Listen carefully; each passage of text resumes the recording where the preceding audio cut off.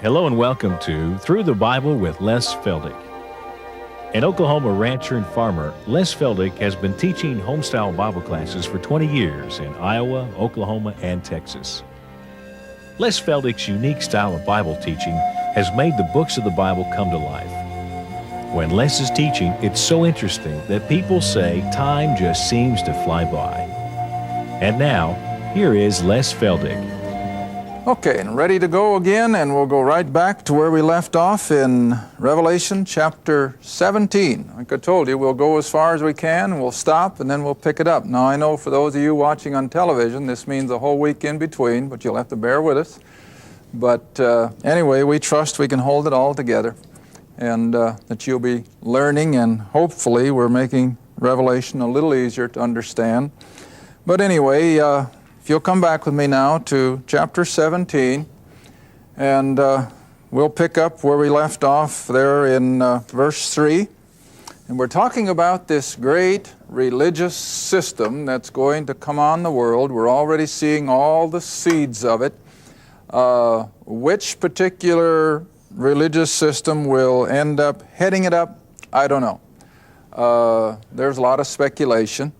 There are a lot of worldwide, huge religious organizations on the scene tonight who have tremendous wealth. They have tremendous political power, and they have, for the most part, been persecutors of true believers. I made mention of that in a program some time ago. In fact, I guess a couple of years ago. I guess I was reading it in one of the little books that we've transcribed. But you see, it's always been that way. Even way back in the Old Testament, the pagan, idolatrous world was always making life miserable for the true people of God. Even on this side of the cross, I've always mentioned that most, if not all, of the world's conflicts, and you look around the planet tonight and it still bears it out, most of the conflicts have been precipitated by religionists trying to force somebody either out of their area or under their thumb. Now you just think about it. Now you take the whole situation in Yugoslavia. What is it? It's religious. It's all it is. And of course politics becomes part of it, but it's basically religious. And so as this great religious system comes on the scene, it will of course be satanic. Just because it's a religion doesn't mean it's godly. It'll be a satanically inspired organization under the guise of religion, which will be headed up again by this one world religious leader, which we've identified as the false prophet, who I said a few weeks ago could very easily be an apostate Jew. After all, I was reading here a while back where one famous Jew was a Muslim. So it's not unusual for Jews to embrace something other than Judaism. But whatever, we know this great religious system is coming on the scene. It's going to be worldwide, and it's going to have tremendous power over the everyday individual.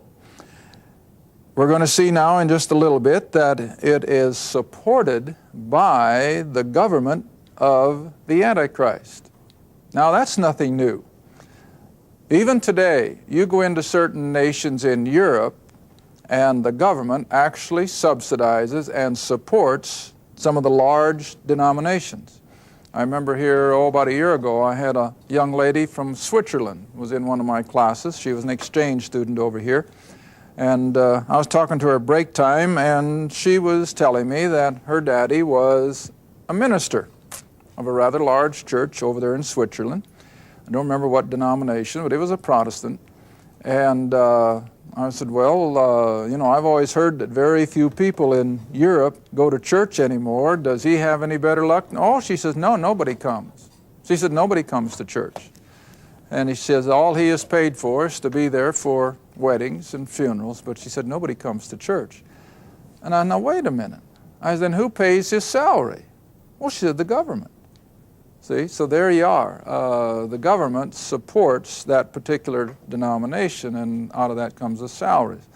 Well, you see, this was the very nature of the thing when our forefathers left Europe and took sail for America is that they wanted to come out from under that big hand of the government who was literally subsidizing their particular church. And that's why our forefathers were so adamant in the separation, as they called it, of church and state.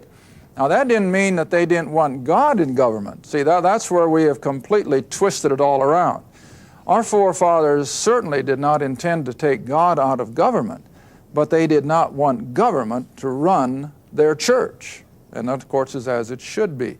But here, now let me show you the language.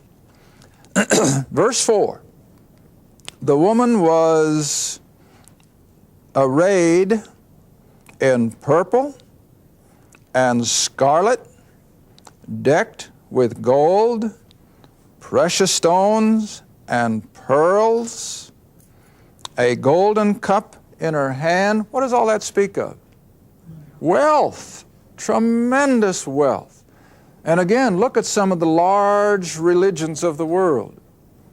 Their subjects are poor as church mice, but where's all the wealth? In the hands of the hierarchies, see? And so this will be the same thing. Now, like I say, all the religions of the world are going to come under this one.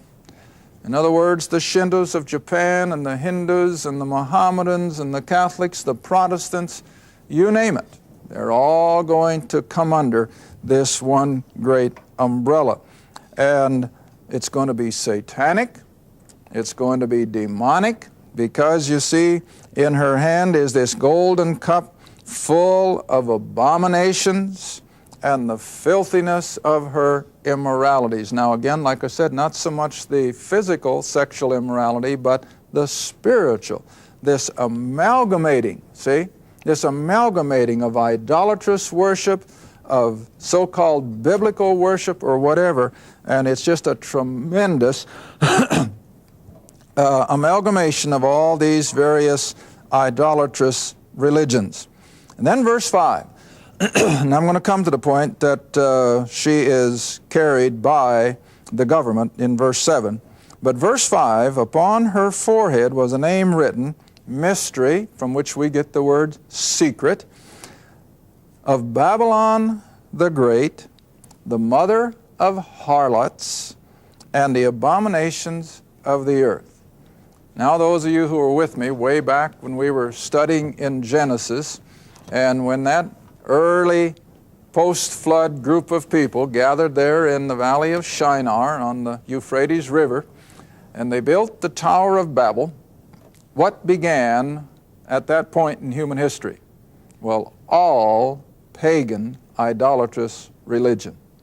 In fact, any cult today, if they are a true cult, even though they may use a certain amount of Scripture, yet you can take parts of their doctrine that'll put their roots right back in the Tower of Babel. Every one of them. And all of the religions of the world have their roots going right back to the Tower of Babel. That's where it all began. And that's what Paul meant. You remember in the verse we read several weeks ago now, according to our programming, in 2 Thessalonians, when he said, for the mystery of iniquity doth already work. Oh, it's been working ever since they scattered from the Tower of Babel. And it has been a constant adversary of the true worship of Jehovah God. First for the Jew. What was Israel's nemesis all through her early history? Going into idolatry, see? Baal worship, Moloch. What were those? Those were all idolatrous gods, see? All right, now you come on this side of the cross and you have Paul going out into the Gentile world. What was he confronted with? Well, let me show you an example. Come back to the book of Acts, just for one example.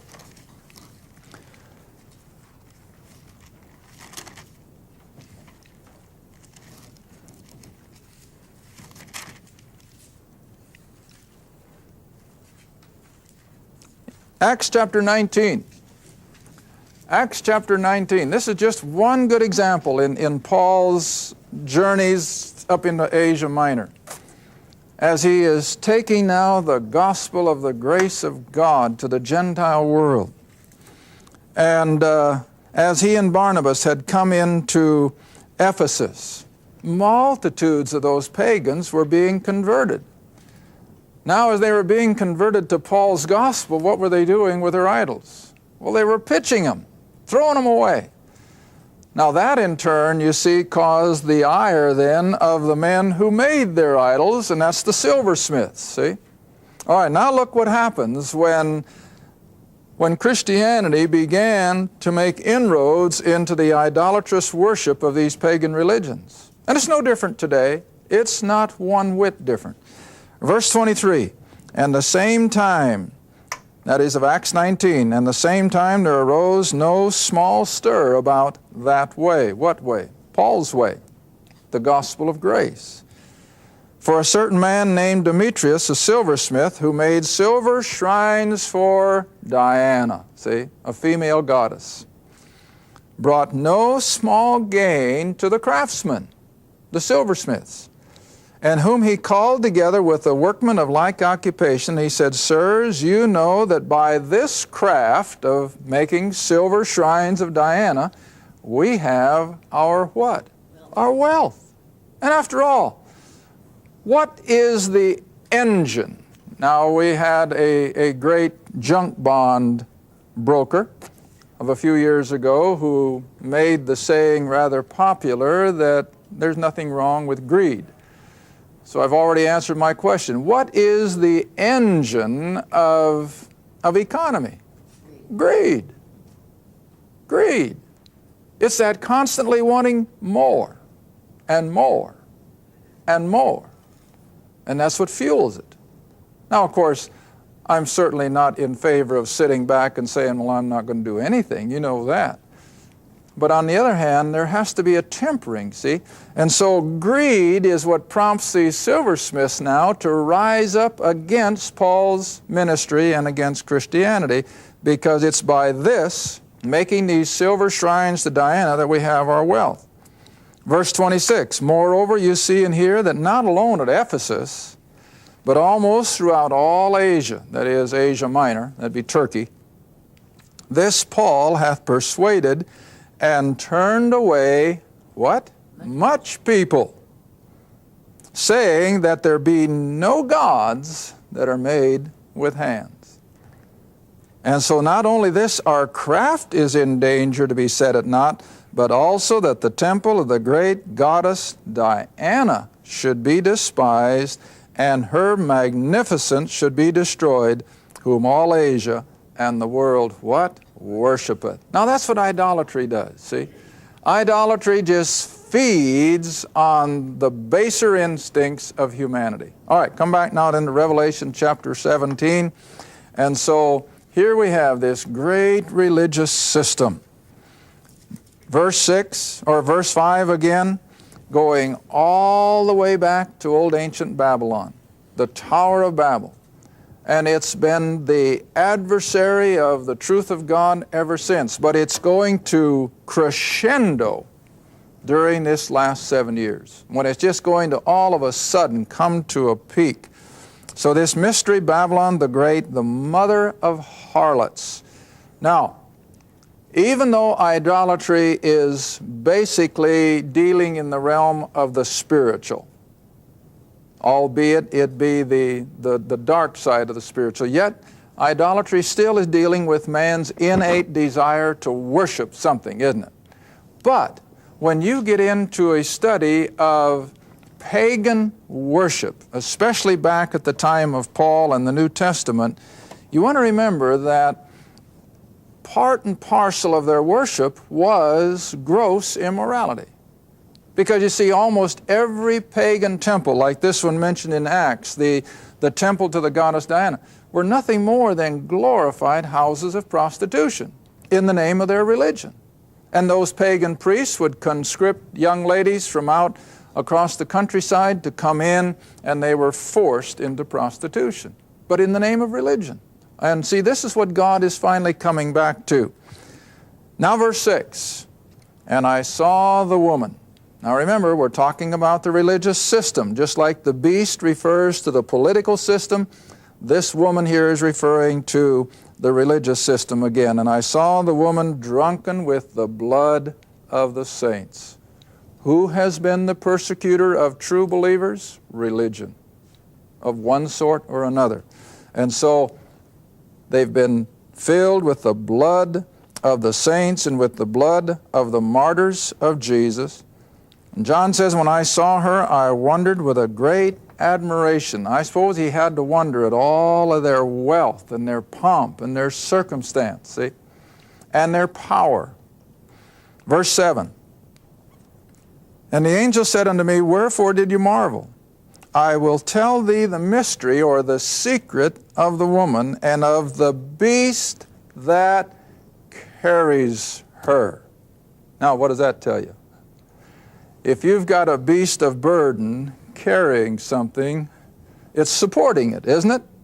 All right, so what you really have here now then is that this revived Roman Empire, this great political worldwide system now, headed up by the man Antichrist, is going to subsidize, is going to support this world church. See that? And the church is riding upon it. The government of the Antichrist is supporting it. Verse 7 continuing. The beast that carries her, who has the 7 heads and the 10 horns. And again, that's a reference to the Antichrist, to Satan, as well as to the empire. Verse 8. The beast that thou sawest was, and again, I'm still going to hold that this is the Roman Empire. It was. It faded off the scene. It disappeared. Is not. Shall ascend out of the bottomless pit and go into perdition. And they that dwell on the earth shall wonder. Who? Those whose names were not written in the book of life. So we have the unbelieving element of the world who are going to be part and parcel of this great religious system. And they shall wonder, whose names were not written in the book of life from the foundation of the world, when they shall behold the beast that was and is not and yet is. In other words, when this whole ancient Roman political, economical system, as well as I think the pagan religion system, is all going to culminate. Verse 9, and here is the mind which has wisdom. The 7 heads are 7 mountains or kingdoms or nations on which the woman sitteth. In other words, she has rule. Now verse 10, here again I'm going to come back to the nations of Western Europe who will be the core of all this. And there are 7 kings. Now remember, we started with 10. There are 7 kings, 5 are fallen, 1 is, in other words, it's still evident, and the other is not yet come. In other words, there's one that's still to come on the scene. And when he cometh, he must continue a short space. In other words, not for a very long period of time. And then verse 11, now we come to the rise of the Antichrist. And the beast that was and is not, even he is the 8th. And he is out of the 7. And again, he's going to go into perdition. In other words, the Lord is going to destroy it at his coming. Now I think what you have here is you're going to start out with 10 nations. 3 of them are going to lose their identity rather shortly, but their prime ministers or their presidents or their kings are going to stay in the picture. But the sovereignty of their nation will be lost, and so the 10 will be down to 7.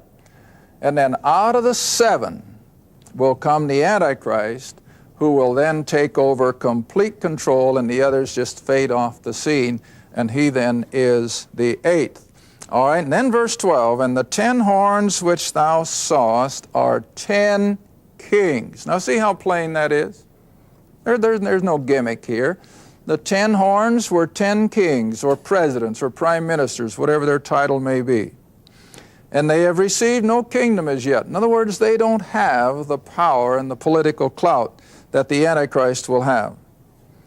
But they receive power as kings for 1 hour, for a short period of time, with the beast or with the Antichrist and his empire. Now, here's what they'll do. They'll all agree, have one mind, and they'll give their power and their strength to whom? The Antichrist, the beast. And there he's got it. That's what he's been working for. He's been maneuvering. See, remember when we've taught this several weeks ago, that he'd come in with peace and prosperity and flatteries? See? He's not going to come in and take it over with civil war. He's going to manipulate. He's going to be a smoothie. And all of a sudden, he's going to have the preeminence. Now then, leaping, of course, to the end of the 7 years in verse 14, all these nations under the headship of the Antichrist and the false prophet, they shall make war with the Lamb, and the Lamb shall overcome them, that is, at Christ's second coming. For he is Lord of lords and King of kings, and they that are with him are called, that is, you and I will be coming with him now, remember, chosen and faithful. And he saith unto me, the waters which thou sawest, where the whore sitteth, in other words, where this great religious system is operating, are people and multitudes and nations and tongues. In other words, it's just that. It's a worldwide religious system. Verse 16, and the 10 horns which thou sawest upon the beast, these shall, now all of a sudden you got a change in language. Now watch it. You come back again to verse 7. Where is this religious system riding? On the back of the beast. In other words, it's being subsidized by it. Now look what happens in verse 16. For the 10 horns which thou sawest upon the beast, these shall hate this whore, or this religious system, and shall make her desolate and naked, and shall eat her flesh and burn her with fire. Now that's just again symbolic language. What is the Antichrist going to do with this religion? He's going to destroy it. Why? Oh, now come back again to Thessalonians. Let's compare Scripture with Scripture.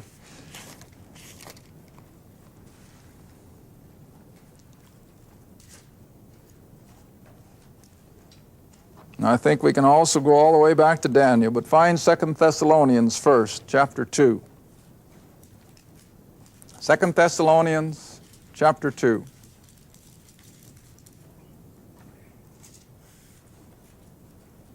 All with me? 2 Thessalonians, chapter 2, and come down to verse 4. The pronoun who, of course, referring to the man of sin, the Antichrist, who opposeth and exalteth himself above all that is called God or that is worshipped, so that he as what? God. See that? He's going to set himself up as God. He's not going to let any world religion have anything to do with him anymore. He is going to take absolute control himself, so that he as God sits in the temple of God. Now, of course, we know that Israel is going to rebuild her temple, don't we? It's going to be in Jerusalem. Haven't got time, I guess, in this program, but again, if we could go back to Daniel chapter 9, maybe we'll have time. We can go back to Daniel chapter 9. What is this fellow going to do at the midpoint of the tribulation? He's going to move into the temple in Jerusalem, and he's going to defy it. All right, you're already going ahead of me. Go back to Daniel. Go back to Daniel. Chapter 9 again, a verse that we look at over and over because it is so foundational to the prophetic study, especially of Revelation and the 7 years. Daniel chapter 9. Daniel chapter 9, drop down again to verse 27, where this prince that shall come, in verse 26, shall confirm or make the covenant with many, with the Jews, for 7 years, 1 week, and in the middle of the week, at the end of 3.5 years, he shall cause the sacrifice and the oblation to cease. Now, I always like to stop when at least the thought comes to my mind.